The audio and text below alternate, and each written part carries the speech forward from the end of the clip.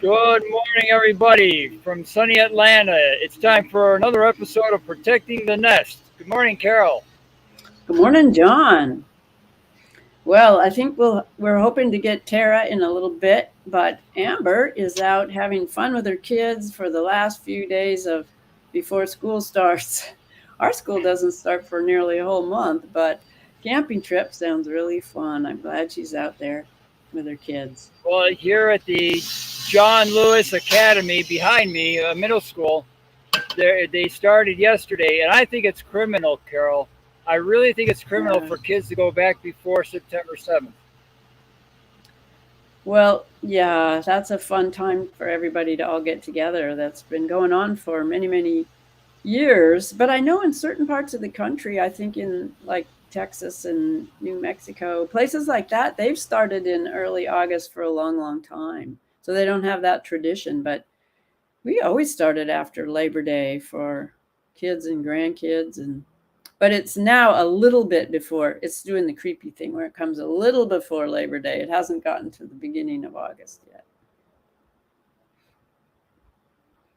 Well, there's we've got queued up today a really interesting triple study that was done using placebo. Well, one thing that Oh, while watching the kids come in, we're getting a delay, I think.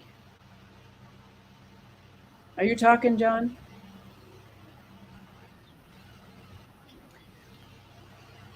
yes, I'm talking, but I'm having a little problem with the resolution. So as I was watching the kids come into school today, I was wondering how many of them had gotten vaxxed and which vax they took, and what the parent. I was watching the parents because I think that the parents don't have a really good idea of what they're having their kids injected with. No, I don't think they do. And I think it's going to be a horrible shock when it comes out. Eventually it will, but we don't know when. So, but there are things that you can do. It doesn't have to be the end of the world at all. I think people are very, very resilient. But I do think that this kind of thing has no future if we want to be healthy people. There's stuff in these things that are really impacting our health as a particularly as a country. I mean, we are one of the countries that has terrible, terrible health results over the last bunch of time, and we pay the most money. So there's something wrong with what we have going on. And I really was so pleased to see. I found this video that goes through 3 different peer-reviewed studies, or they're placebo-controlled. I mean, studies because they compare populations of unvaxxed kids to vaxxed kids matched, and larger studies, whole populations that include adults that have never been vaxxed, matched with equivalents that have been, and showing what the difference is in long-term outcomes. So let's go ahead and do that so I can turn off the leaf blowers. Sorry about that. So go ahead and get it started. It's something every one of us should want to know, no matter where we stand on the vaccine debate. Shockingly, our national health agencies have never tried to find out. Sure, we all know that vaccines trigger our immune systems to produce antibodies and suppress symptoms of short-term, often mild diseases, and they may or may not prevent infection or transmission of illness to others. But do they make us healthier in the long run? That's the question 3 groundbreaking studies published in 2020 set out to answer. Each team, independently and using 3 different methods, identified. Were you hearing the video, Carol?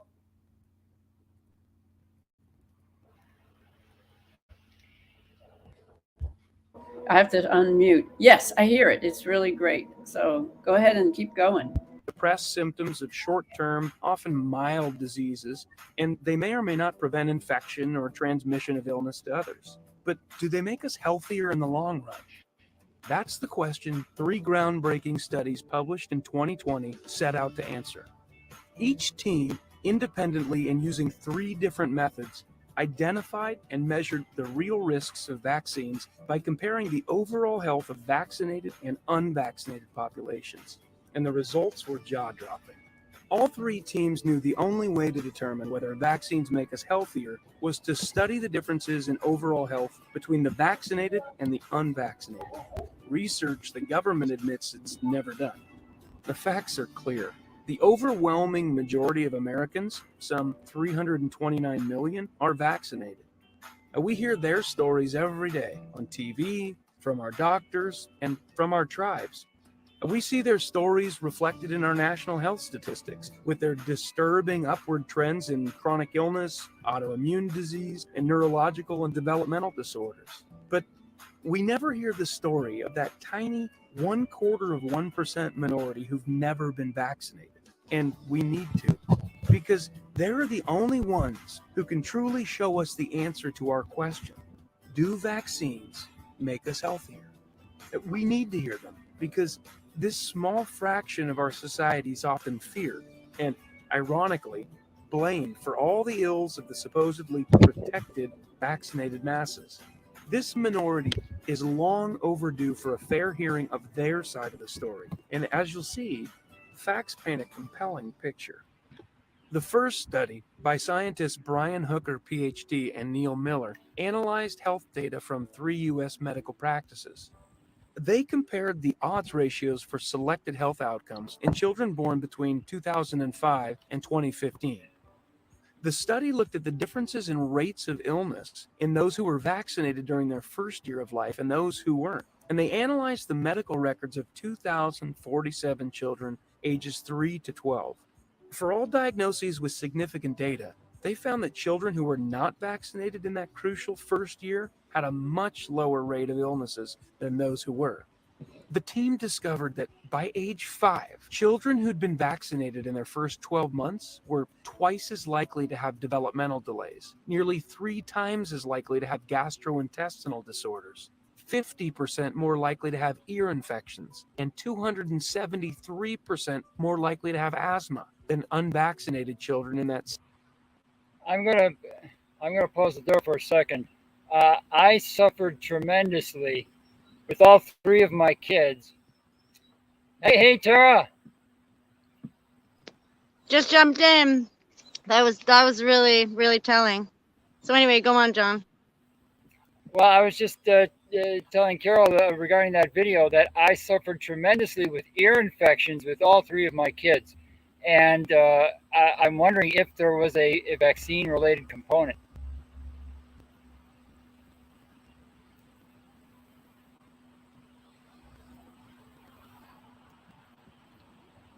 Muted. Yeah, it sure looks like it from the study, and that's just the first study. There's 2 more really interesting studies. That one only talks about early vaccination versus later vaccination. It's really not the unvaxxed yet, so we'll get into those. And they talk more about chronic illness too later in life. So go ahead. Yeah, that's a good observation about ear infections.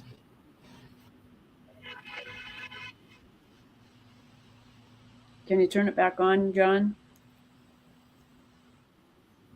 Okay, yeah, I'm doing that. Same age group. This study was meticulously constructed and peer-reviewed, and the results are significant. Still, the authors prudently note that further study is necessary to understand the full spectrum of health effects associated with childhood vaccination. Indeed, science never rests, and it's certainly never settled, so we continue to seek further enlightenment and, ideally, corroboration. The second peer-reviewed study by scientists James Lyons Weiler, PhD, and pediatrician Paul Thomas, MD, took a different approach to the subject. This study compared the number of office visits in the vaccinated and unvaccinated children.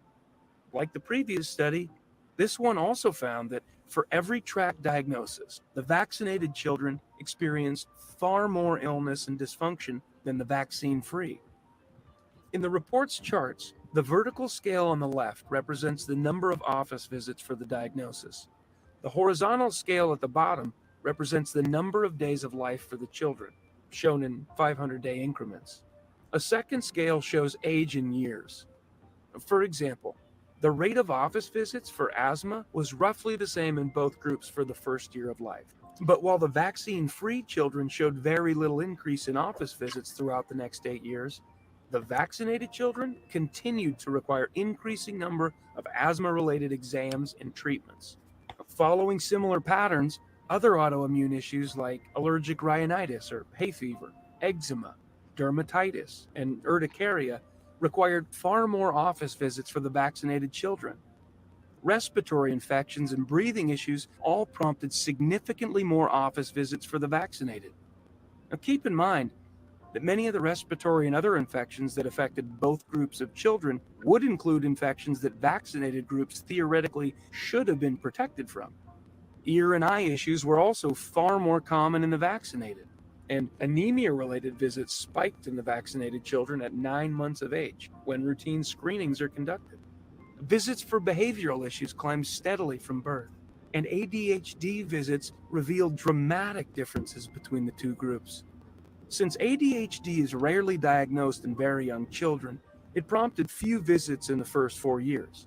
However, at about age 4, ADHD began to surge in the vaccinated group and continued to increase through the end of the study. By comparison, the vaccine-free children, surprisingly, had no ADHD. Perhaps most telling, the research team was unable to chart autism rates at all because they were so low among Dr. Thomas's patients. In fact, his practice had less than half the national rate of autism. Now keep in mind, the Dr. Thomas's practice honors the principle of informed consent. As a result of the parents' informed and free choice, few, if any, of his patients are fully vaccinated precisely according to the CDC schedule. If a child has a negative reaction to a vaccine, or if there's a family history of reactions, sensitivities, or genetic predispositions, parents often elect to skip certain vaccines or all vaccines entirely. These policies suggest that the differences between the two groups might even be more pronounced if a never vaccinated group were compared to children who were fully vaccinated according to the CDC schedule. Given the family influences on children, Dr. Thomas acknowledges that lifestyle differences between the vaccinated and unvaccinated groups in this practice cannot explain the large difference in outcomes. And if they do, then it would be objective to conclude that everyone should adopt the lifestyle followed by the unvaccinated if they want healthier children. The third study was a national health survey that focused on the medical diagnoses of never vaccinated people of all ages.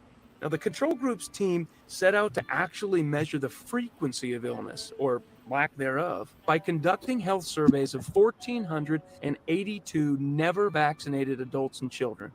It was an exceptionally reliable, statistically powerful 0.178% sampling of the estimated 832,000 vaccine-free Americans. Then, they compared the incidence of health outcomes in the vaccine-free control subjects against those of the vaccinated majority, based on publicly available national health statistics. And just like the previous two studies, the control group survey found that those who live vaccine-free lives were far healthier overall.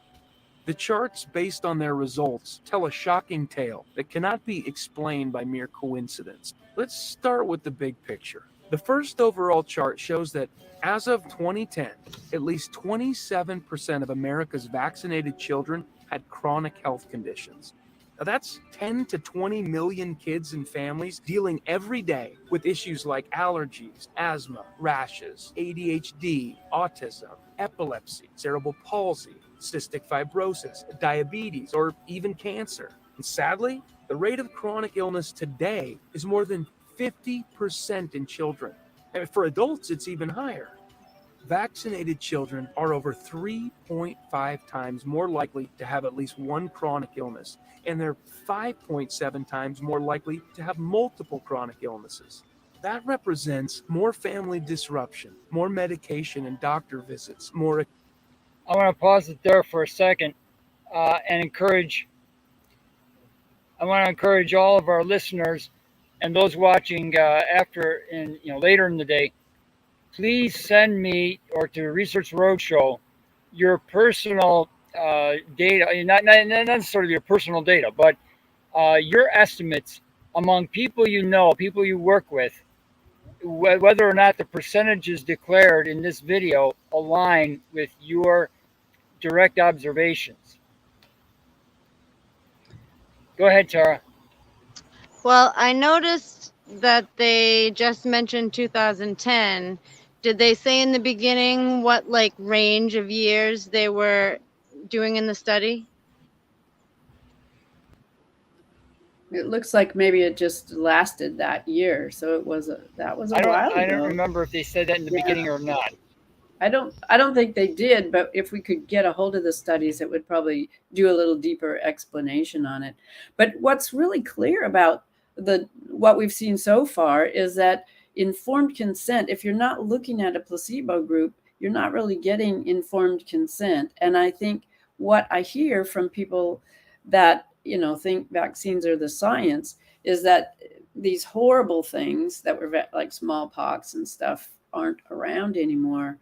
And that if we stop getting vaccinations, we'll get all these horrible diseases again. But I don't know. I think the research that we've been all doing all these years shows that some of those scary diseases and vaccines really have a different reason for being. And yeah, there's more on the video too, because it talks about the adults, and I think that's also significant because we're seeing such high chronic illness rates and such the immune systems are so compromised of Americans versus even like Africans and people that really didn't go through this whole epidemic thing.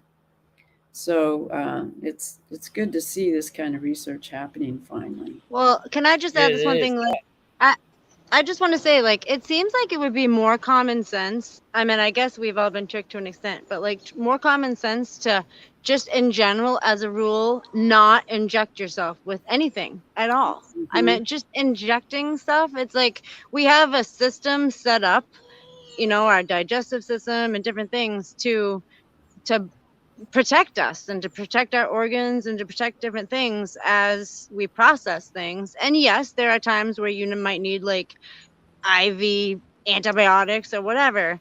But, I think we need to get back to just, I really think that it's in society just so far removed from spirituality that there's like just no faith in just the way the heavens connects with the nature instead of like, trusting the science is always trusting these people, which is proven to be just absolute nightmare. Well, I think that's a really excellent point. And I think that our immune system is based to get inhalation, that it's filters through your nose all the way down. And same with from what you eat, it goes in through a whole system of detox through the kidneys, the liver, the stomach has, it filters things for you. So we're knocking out that whole first part of our defense system by injecting stuff. And then the other thing is a lot of these animals, or the injections have, the diseases were created in animals and cultured in animals. So we're getting cross species stuff going on, which is of course going to make our immune system go wacky sometimes. And that's what we're seeing. So there's a little bit more on the adults if you want to see it. It's almost over.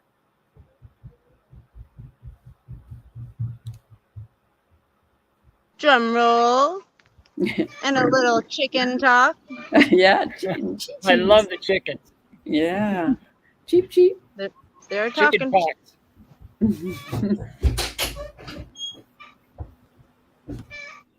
Should I let it roll? I'm trying. Okay. I like your background.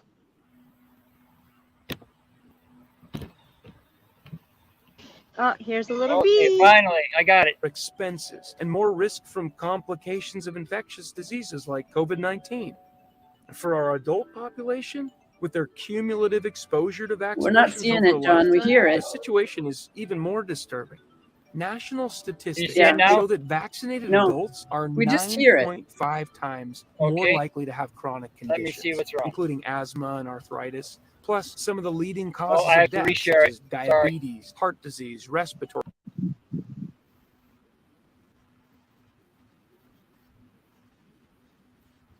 Well, one of the other important things is to add something of a long timeline and also how many We've heard about increases of prescribed vaccines.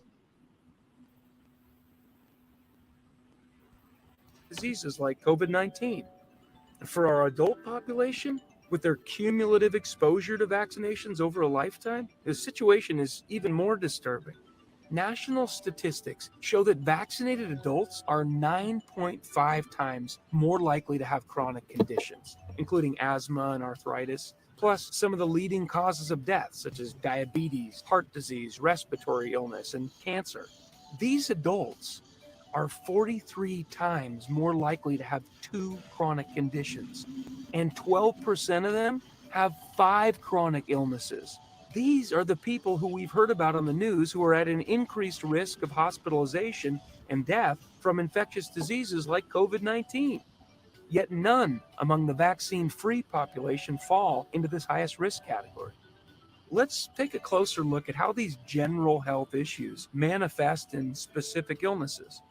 As you can see, vaccinated children are many times more likely to suffer from asthma, eczema, food allergies, ear fluid, and strabismus, or eye alignment issues.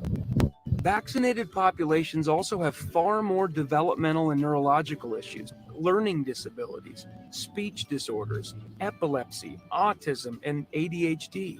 For example, ADHD is 19 times more common in vaccinated children. Significantly, no vaccine-free babies in surveyed families had died from sudden infant death syndrome, or SIDS, and no vaccine-free children had cancer. Vaccinated people in general had 44 times more digestive disorders and a whopping 207 times more chronic sinusitis, or sinus infections. Perhaps most astounding is the range of illnesses the vaccine-free subjects just didn't have. The vaccine-free had no adult ADHD or asthma, no arthritis, no diabetes, no heart disease, and no cancer. To bring this message home, the control group statistical analysis of national health data shows a very high correlation between the increases in vaccination since 1994 and increases in children's health problems. In fact, expert statistician Jan Willem Vandenberg has concluded that the survey results are staggering, and the evidence presents a probability near 100% that vaccines are indeed responsible for the increases in chronic illness among vaccinated children compared to those who've never received any kind of vaccine product. These are not coincidences, and that's why, beginning in 2021, the control group is taking their case to federal court to seek legal protections for the vaccine-free minority, as well as for those who would prefer not to vaccinate. Their primary goal is to bring their striking litigation survey results to the public and to our authorities, to stop the misleading and dangerous practice of calling vaccines safe, and to ensure that all vaccination is voluntary, especially given that the government cannot quantifiably prove the benefits of vaccines outweigh the risks. Look, any study can and should be challenged, and that's what real science is all about. And while we may be inclined to take one, perhaps even two studies with a grain of salt, when 3 independent investigations approaching the same question from 3 different perspectives using different subjects all tell the same story, well, it's worth taking a closer look and conducting well-funded and comprehensive studies. But 2020 wasn't the first time a study looked at vaccinated and unvaccinated health outcomes. The 2017 Mawson survey of nearly 670 homeschooled children revealed the same pattern of increased illness and dysfunction in the vaccinated children versus the unvaccinated. How long will we continue to ignore the elephant in the room before we demand that our public health agencies officially compare overall health outcomes in vaccinated and unvaccinated people, as these independent research teams have done? And when will we overhaul our public health policies accordingly to stop the epidemic of chronic illness and disability that's decimating our population and eroding our nation's productivity? So what does all this data mean? At its simplest, it suggests that vaccines actually lead to sicker lives overall. In fact, it's the unvaccinated people whose lives are typically blessed with superb health and few doctor visits. Think about that for a moment. Then ask yourself, which life do I want to live? Which life do I want for my family? Okay. I think that it's a very important.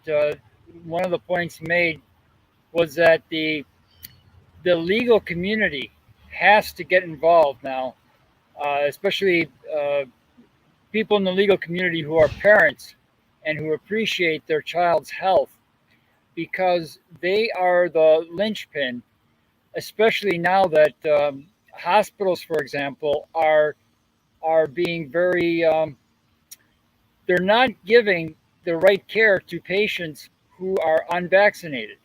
There's a strong bias against the unvaccinated, and you have to demand. We're going to need legal personnel, legal professionals, to force the doctors and administrators' hand into giving us a better treatment.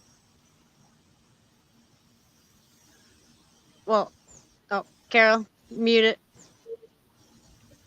I think that nobody's really getting informed consent when there's no placebo controls. You're not really informed. They're testing one vaccine against a different vaccine. They're not testing a vaccine against a not vaccine.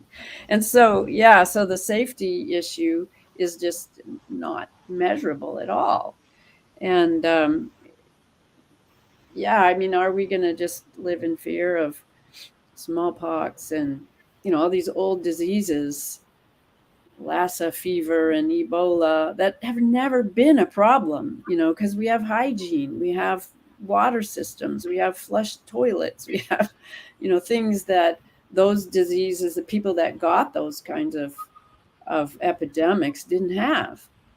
So we're going in the wrong direction. And I think more people are a little bit aware of it, but we really need this kind of evidence to start passing out and demand informed consent, and to be able to, you're right about the different kind of treatment is important to stop. I am part of the control group. I do have to fill in a thing every month, and that, but they are under attack. A lot of times I can't even check in to it because they get their links broken, and it's really hard to get restarted. So it's hobbled. The whole program is difficult because of that, because of the propaganda, or because of the censorship.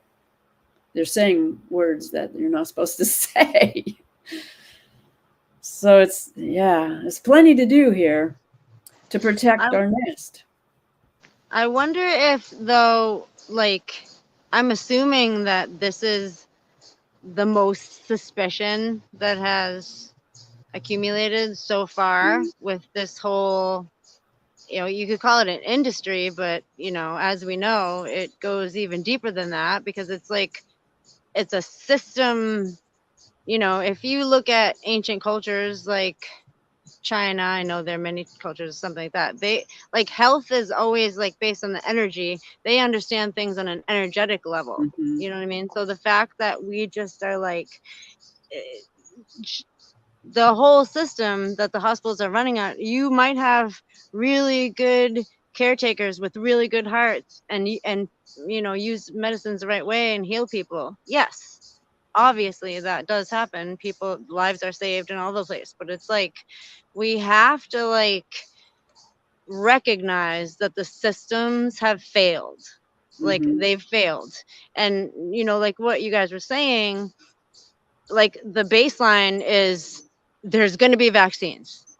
So which vaccines is it going to be? Who's going to make the money? Who's going to this? Who's going to that? You know what I mean? Instead of the baseline is we don't need that.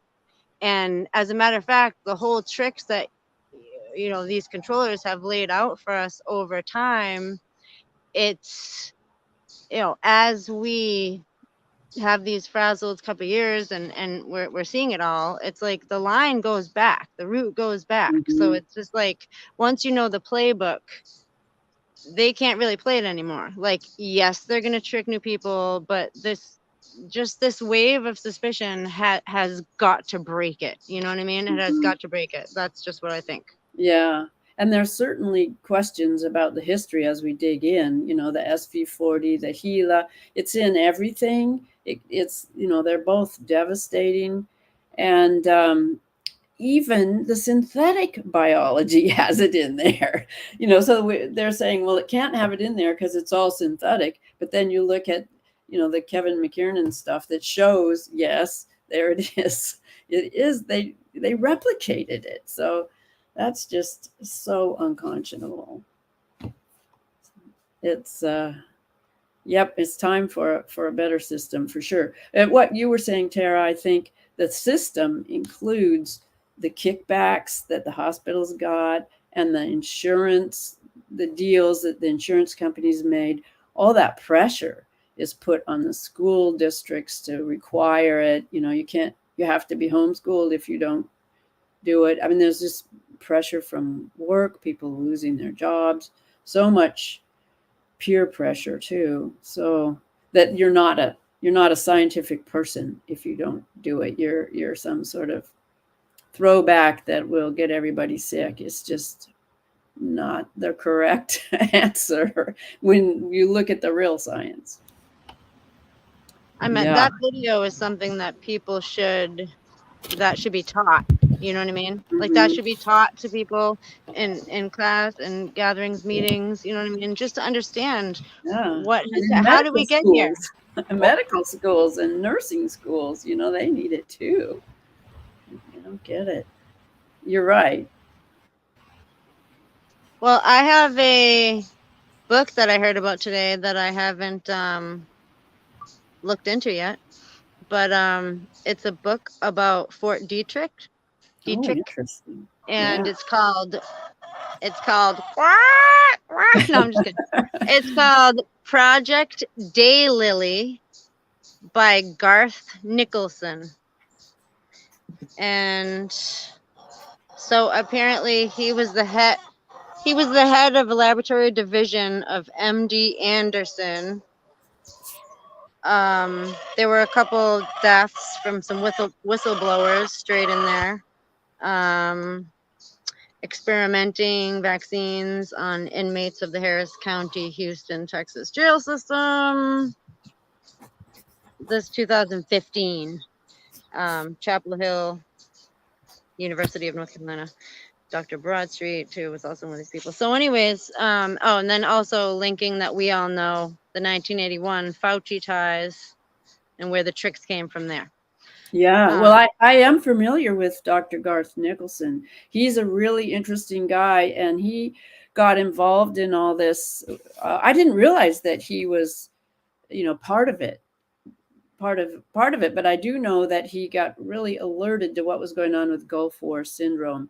And he found a little town in Texas that I guess was testing it or something on the prisoners, testing the injections that people got. And what he found out was that all the guards got it. It was whatever they were injecting in the prisoners was very infectious, and it gave them all of the Gulf War syndrome, terrible problems.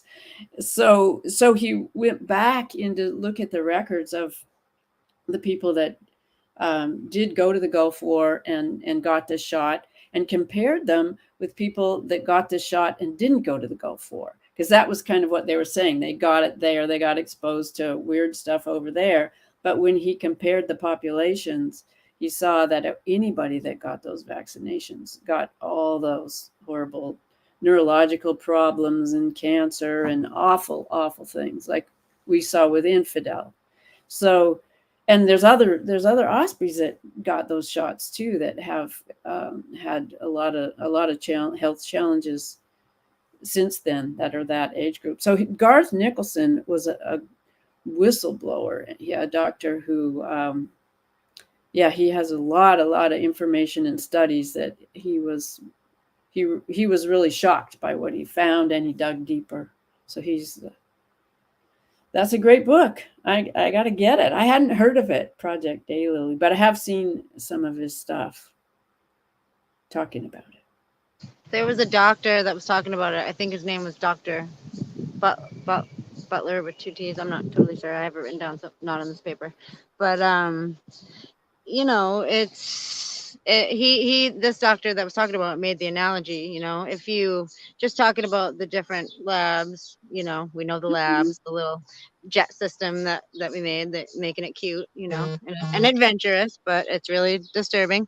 But like he said, if you're going to California from the East Coast, it's like if you stop in Chicago, if you stop in Dallas, like you're still going to the West Coast. So it's like the whole how do we get here thing is not like, you know, blame of the country, blame of the, I mean, there's plenty of blame to go around, but you know, who's calling the shots kind of goes down the line, and that certainly doesn't put people off the hook just because they weren't calling the shots, you know.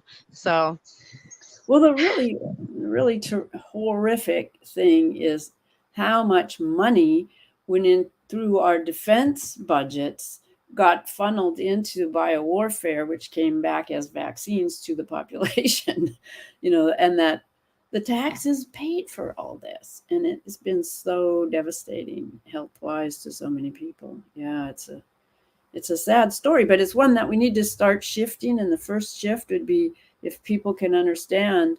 No, Garth Nicholson is the guy's name who wrote the book. There's a few Garths out there. Yeah, right. Yeah, it's Project Daylily is the book. But I think if people can start to realize that they can make changes now, you know, in their grandchildren, in their, you know, the next generation, let's look at it differently and really start to understand what does make people healthier instead of sicker. You know, we don't. And it's like also if the taxpayer is funding it, then that, as challenging as it is kind of proof that like they can't, you know, or it's a lot harder to do it without us and our what we allow or not to be given away or like sapped or whatever, you know. It's like without we need to oversight. Yeah. Right. One of the things that we have to recognize is that like this not professional, because being professional is like something that you do to be respectful when you're in a, you know, a certain business type situation, but it's like the experts, the whole thing about the experts, it's like we need to get away from the idea that like if an expert doesn't come and do it, like it can't be done, you know what I mean? We have to think of our ancestors like that did everything that they could, and if they couldn't, then they found somebody in their community that did a good job and they made some kind of trade with them, you know. So it's like you just, these experts need to fall. It's like the higher they are, the harder they fall. That's what we need to make happen with our dollars, our decisions, like our sourcing, and just communications in general, and just recognizing that like yes, these changes that we need aren't going to happen overnight, but we are on this horizon. You know, there's a battle on the horizon, yes, and it's playing out, but the beauty behind it all has to be like a driving force to our goals and where we're going and how we get better and how we actually heal. You know, it's like a energy wave. And I heard someone say, and I'd really like to believe this, and I guess I do, that the wheels of justice grind slow, but they grind fine. And so I believe in that fineness. And I think that what we're all fighting for is so unbelievably worth it. And when you mention the generations to come, you know, that's proof of it right there.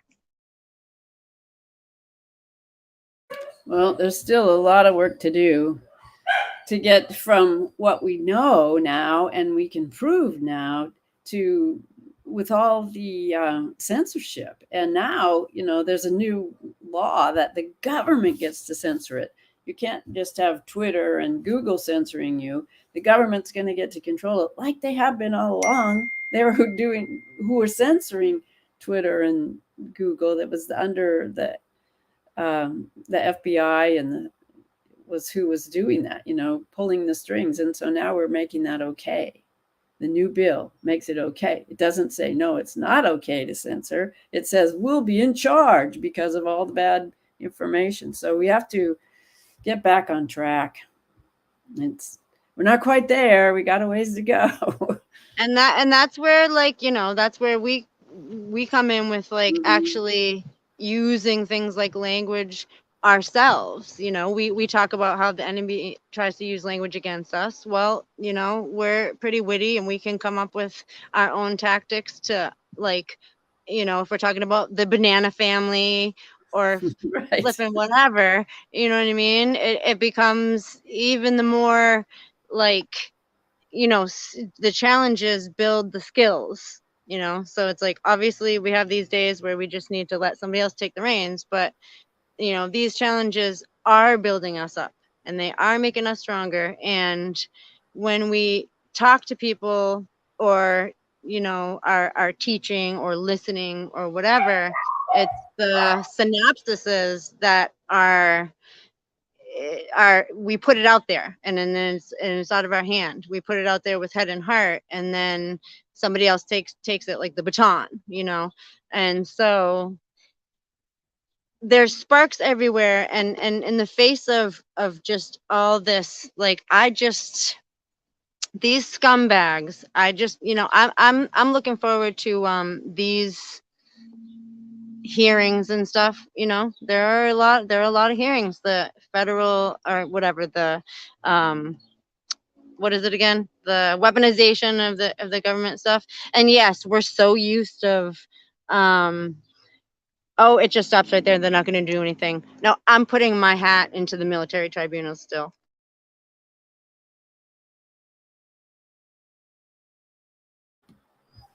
Going down. Well, speaking of weaponization, speaking of weaponization, I think it's very important that to watch this video that Carol found about the Stacy. I'm sorry, I'm blanking on her name. The Stacey representative. Abrams? No, the delegate from Plaskett? Stacy Plaskett? Yeah. Right. Right. That was an amazing video. Well, let's watch that. We have hers, and then we have a little review of really who she is, too. Through right. So yeah, do you want to go ahead and play that one? Yeah, it's taking some time to load it, but you can tell these people are. She's such has people's hand, puppeting her. Mm-hmm. These people, they're just so, like, they talk, and it's just, as soon as it starts coming out of their mouth, you're like, that's not coming from the heart. You're like, somebody's drawing those opinions for her. She's already gotten paid for it, probably. Well, yeah, that's what this video shows. It's not just possibly, there are words being put into her mouth, literally. So that's what it looks like, but we don't know if it's real. But it's pretty powerful, and it's worth thinking about.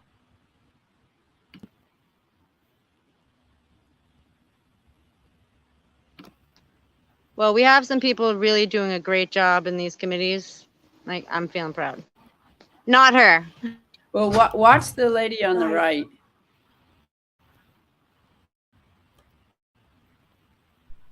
I know, it is telling to watch the people behind them, right? Like, who has a masked person behind them? I always notice that. There's no sound, John. 5x0. Yeah, no sound. So back it up. I'm sorry, I must have screen capped. I screen capped it without the sound on. I'm sorry, but I will put in the comments.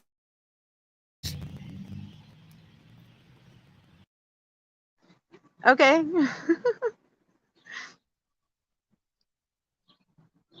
Carol, you're muted. Yeah, apparently this video has been making the rounds recently. It's getting a lot of play. So any video that gets pushed out, we need to try to figure out why.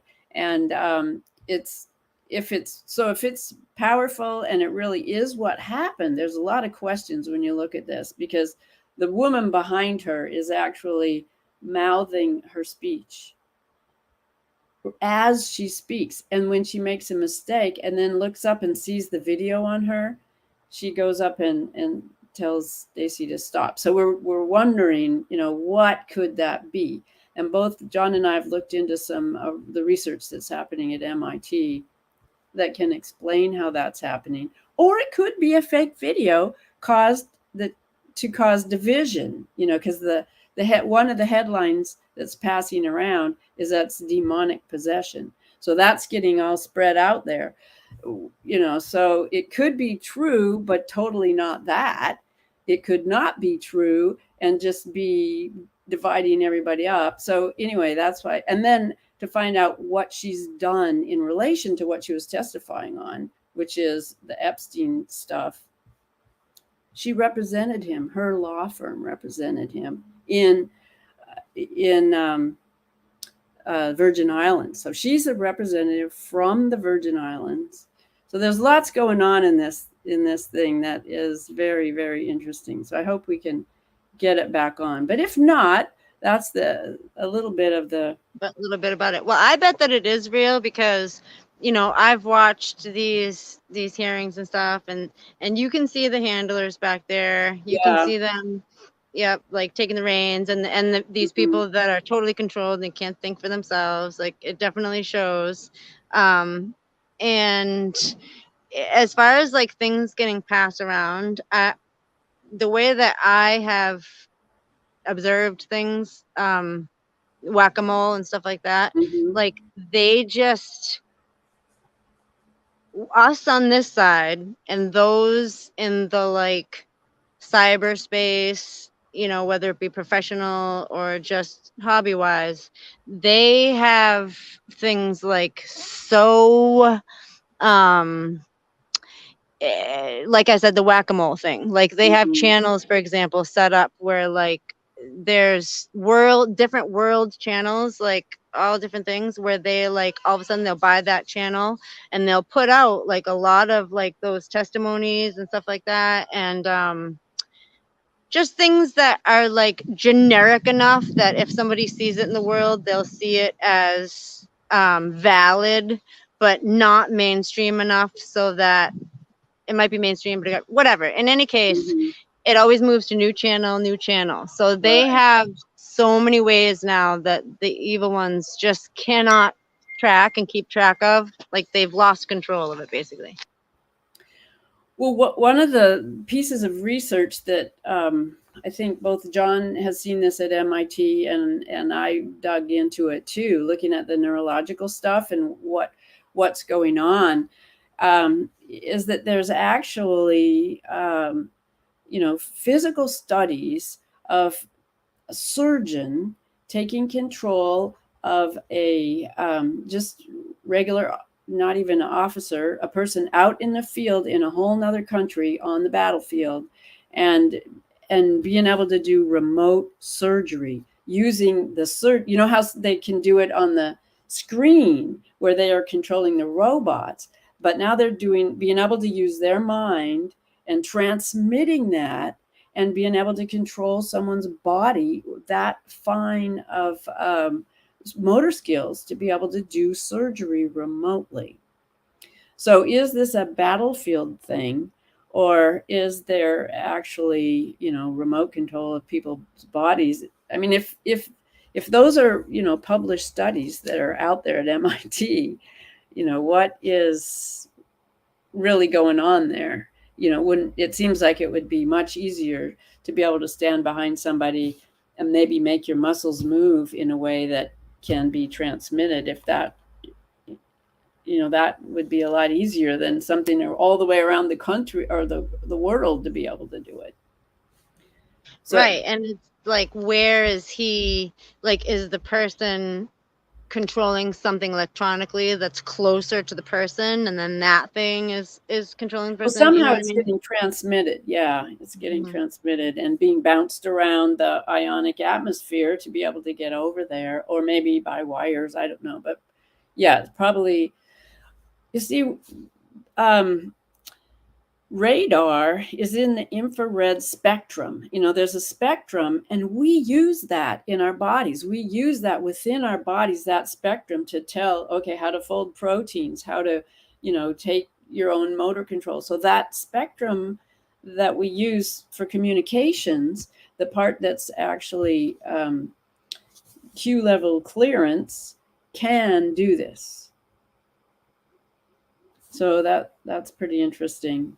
So you're saying that it's approved of for Q level clearance people to actually use? Is that what you're saying? The spectrum below, millimeters and micrometers and nanometers, is all that spectrum is the size of our molecules and our,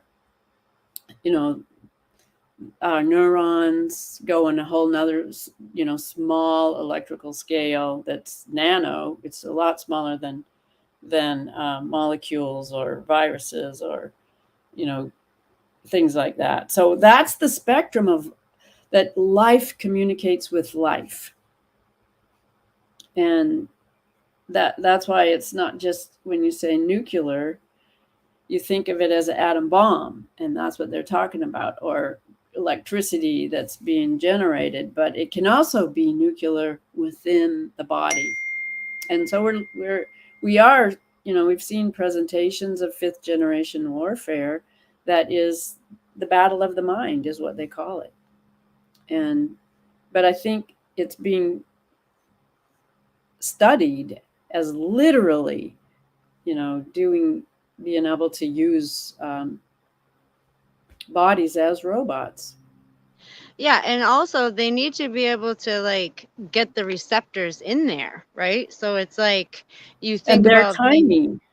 and right, and you think about these nanoparticles, these like, and especially thinking about metals, because metals, like minerals versus metals and what they do for our, there's obviously ones we want in our bodies and there's ones that we don't want in our bodies, and that is distinct, but they all kind of carry electronic signals, have like that Well, they're antennas. Yeah, their especially antennas. and some of these Exactly. nanoparticles are actually hollowed out in specific shapes within cavitation, so they reflect things a certain way, or so it really, that technology, the nanotech and material science has been going on at high levels for years and years and years. It's very advanced. So those are the receptors you're talking about, that you can add them in by breathing, by it's all very possible and being tested all the time using our tax dollars. But now, there's just in terms of these giant companies that have gotten all these contracts and become giant because of these contracts, then they have foundations. And then the foundations don't have the same constraints.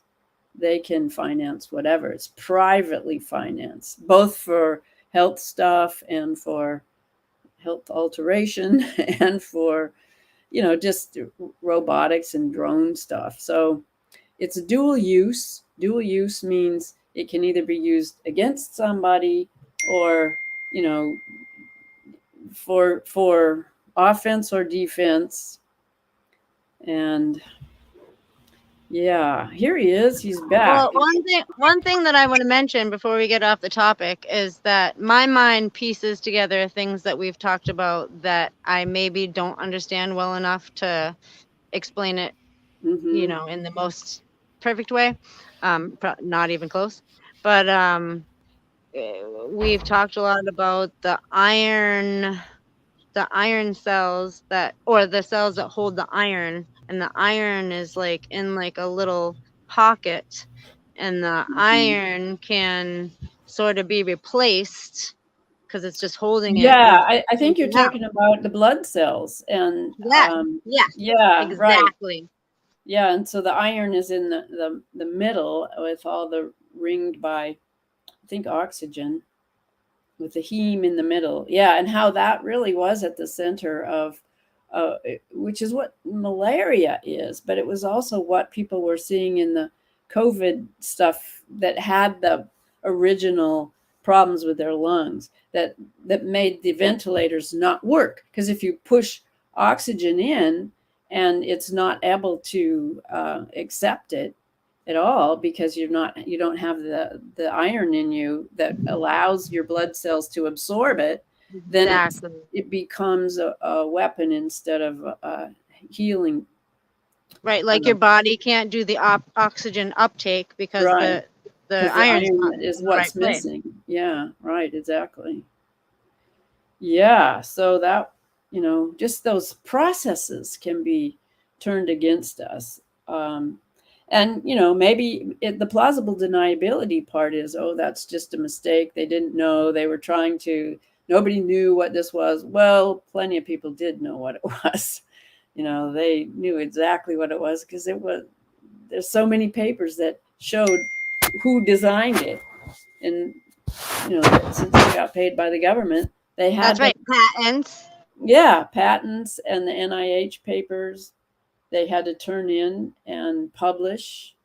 There was an attempt to try to say that those kind of papers wouldn't be available to the public anymore, but that didn't make it through. So that's why we were able to dig all these years. Yeah, and it's like almost like something that's so complex and creepy. Like, you mentioned the malaria thing. Like, in my mind, that wants to understand the kind of complexities but simplify it. It's like these functions, I believe, are gonna all piece together to make a picture that give us like these clues that are like generic, not clues, but conclusions that are generic or umbrella in the way that we want, where it's like, this vitamin boosts your immune system regardless of what you're dealing with, something like that, or like these functions of the blood cells are doing this and it relates to this. So if you like understand it like this, then you can like protect yourself from all these things at once. You know what I mean? So it's like, yeah, it's that's hard. where I see your head at. Right. I think the way to protect yourself from all these things at once is to do the basic things that have always protected us, our immune system. I mean, we do it naturally. We've learned it from our grandparents, and it still is what works really well. But if you get in trouble and you have to go to the hospital, then all of a sudden the AI is deciding who does what, and nobody gets to really use their common sense anymore. That's thrown out the window. So that's a dangerous. Well, it's good to see all those unvaccinated people living the good life, and so that should be, step one, or a initial function, or a basic understanding that it's like, okay, we don't need them to put together the building blocks to life and be healthy. Listen to the grandparents, listen to our DNA, and be very suspicious of the professionals. Here he is. He's back. Hi, John. Did you get anything to work? I only have about 5 minutes of battery left, so I'll have to end the show in 5 minutes. But I want to go back very briefly to this this segment on censorship, the hearings in Congress on censorship. This will turn out to be a very important video.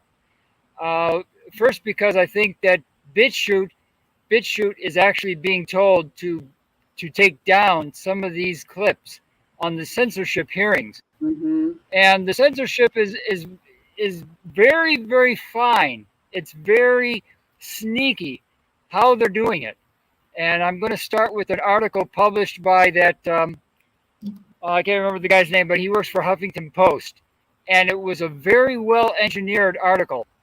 Anyway, let me go back to here for a second and give you guys the. There is a really great. I've only got about a minute left on the. Oh, okay. A minute left on the. Keep going, and then I'll come back and end the show. Well, the end of the show, there's that really great closing video I put in, which is really, to me, explains how we do it. And it's these pile drivers jumping up, and then this great rhythm, and it's a whole row of these guys in India or somewhere. I don't know where they are, but they're all working together, just, by their bodies, by their music. They're pushing it down. They're doing the work that we use pile drivers and stuff for. So that it made me think of how we're working together to do it. So you mean like their momentum and their rhythm? They're all doing it together. The It energy. multiplies. Yeah, it multiplies Yes. the effect. They're on a big plank and they're all jumping together. And then this guy's doing all these rhythms to it. That it's really wonderful. So if we can't get it today, we'll play it as an outtake another time. Yeah, definitely. That sounds he's great. Running out of time. I don't know if he's having trouble playing the videos because he wasn't able to play the play skit. Yeah, if he only has one more minute, it's probably about done. Okay. Well, anyways, as you can see, the sun came out here while we were talking. Got some clouds, and hopefully you guys have some good weather, summer weather over there. Yeah, we have kind of a little bit of a cloudy day, which is kind of nice because it's been pretty hot. And yeah, I got my chickens still haven't started laying. They're still too young, but one of them went in her little box yesterday, so she's getting the idea. Well, I'll just say that I've been mixing together, like, though you get the little worms and then maybe some regular birdseed and then maybe some like layer stuff with like different proteins, just mix stuff together. Like, obviously in the summer you don't have to be as, they find lots of good stuff too, but we can talk about it because we've been experimenting, and I feel like these cool. ones, I'd love to learn more because we're just at the beginning of the adventure. Yay, little chi-chis. Little chi-chis. They're big chi-chis now, but they're big still chi-chis. The little ones get big. Hey, that's how we survive. Well, awesome. I don't know if John's coming back, but you got before we get cut off, I'll just say have a beautiful weekend. Yeah. I guess. Should we eke off? Yeah, we could eke off, I guess, because we ran out of the minute and nothing's playing. So I guess we might not even be on air right now. Yeah, so eek, everybody. All right, I'll talk to you soon. Have a great weekend. Eek. Have a good weekend. Bye. Love you.